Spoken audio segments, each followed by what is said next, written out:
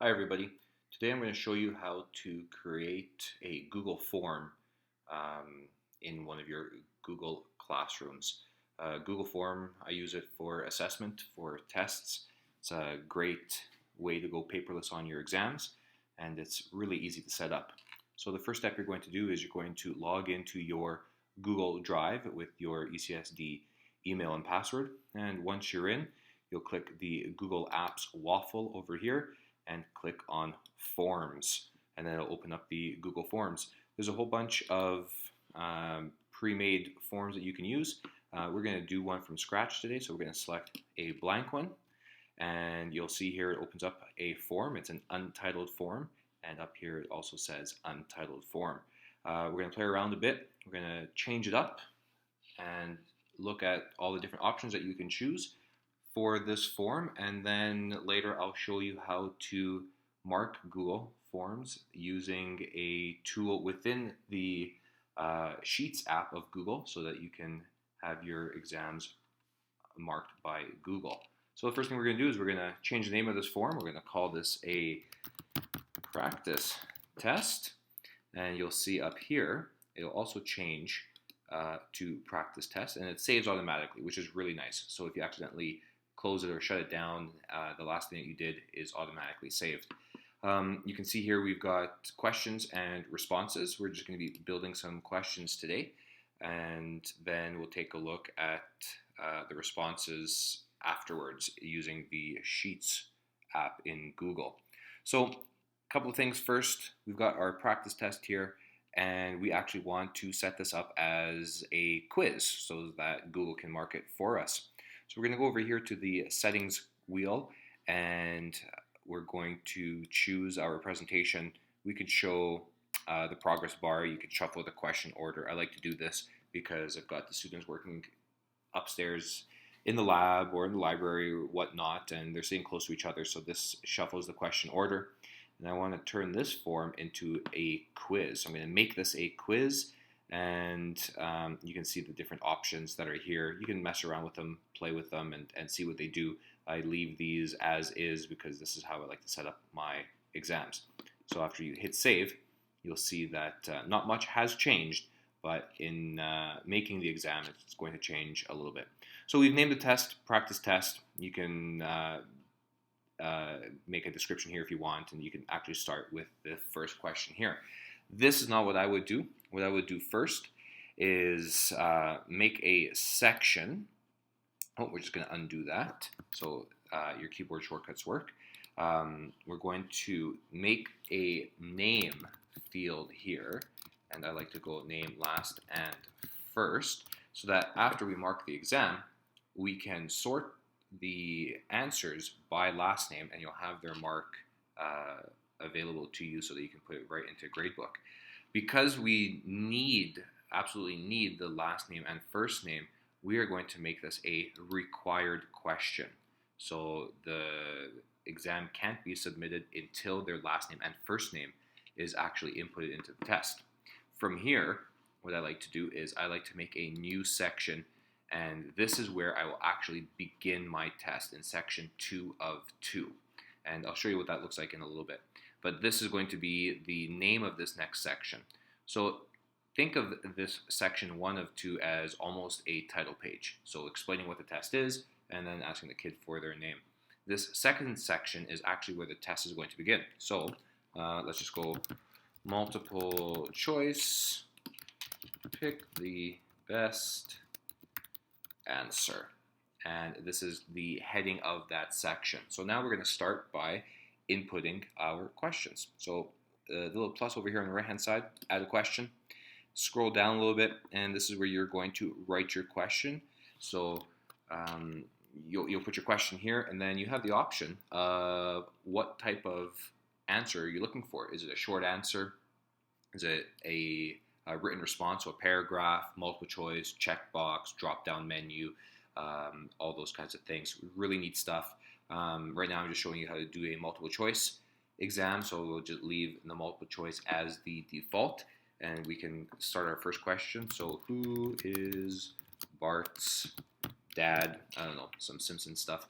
And then you have the ability here, you can upload a picture, which is really neat. And you can go into your Google Drive and select pictures. This is awesome for source-based questions. I know our grade 9 PAT, all source-based for social studies, and I've been starting to put more source-based examples within the tests so kids get a good understanding of them. So that's where you would choose that. But back to the question, who is Bart's dad? Let's say, is it Cartman? Enter goes down to option number 2. Is it SpongeBob? Is it Homer? Or is it, I can't even think of another cartoon. Let's say Batman.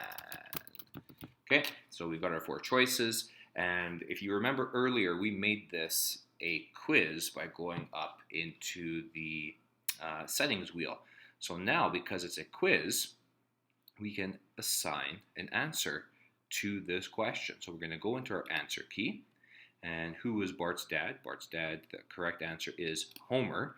And we're going to assign this 1 point. So it's only going to, once it's marking, it will only look for the correct answer, and it's going to assign 1 point.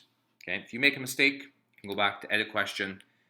You can see here that it's highlighted as a check mark, indicates the right answer, but once you actually push this exam out to your classes, the students obviously won't see that. And then you can add another question. See, I'm on the spot here, so what planet do we live on? Okay, multiple choice again. Mars, Pluto, okay, it might not be a planet.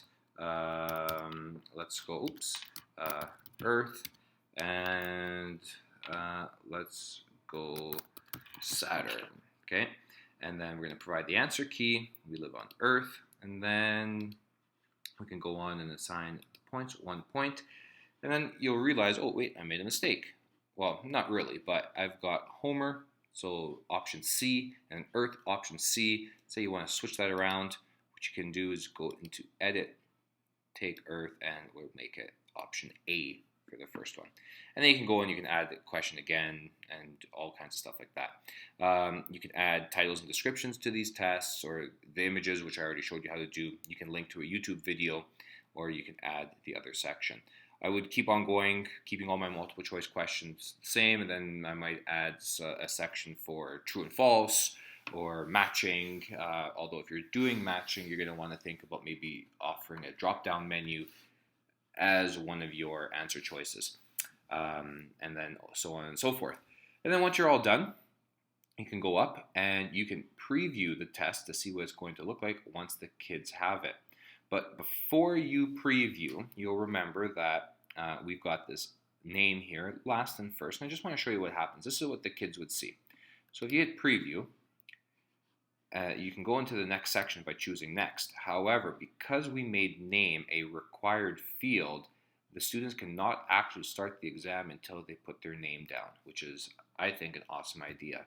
So before we do that, when I'm testing the exams out, I leave requiring the name as one of the last things I do. So if we just close the window here, it takes us back to the exam, and I can undo the required toggle switch here.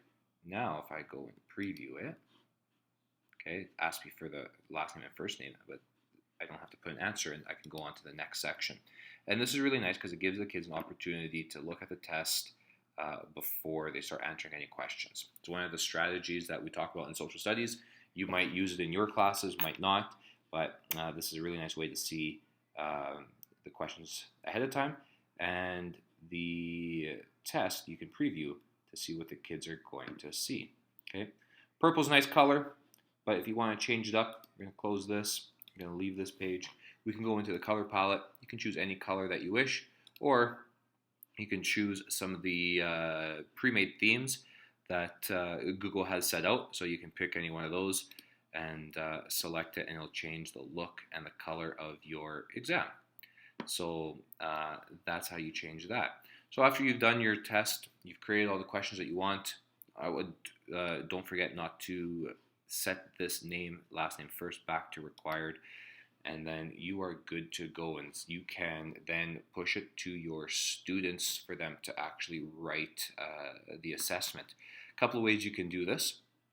You can click the send button up here, and you can email your class if you want, or the nice thing is you can, from your Google Classroom, you can create an assignment where you will have the practice, oops, can't spell, the practice test, and you will attach your practice test to that post. And then you can set a due date. I will always have the due date on the day of the test. And then you can also schedule and assign date, a schedule date there. But you do that, you hit assign, and there's your test for your kids to work on. And you can see here you've got, it tells you how many have done it, how many have not done it. This is my test class, so I don't have any students within this class. But if you were a student, you would see this very similar layout. It wouldn't say students, it would say stream and about, but they would go and they would click their test, and they would go and they would write their exam. And that's how you make a Google form using your Google Drive account with My ECSD.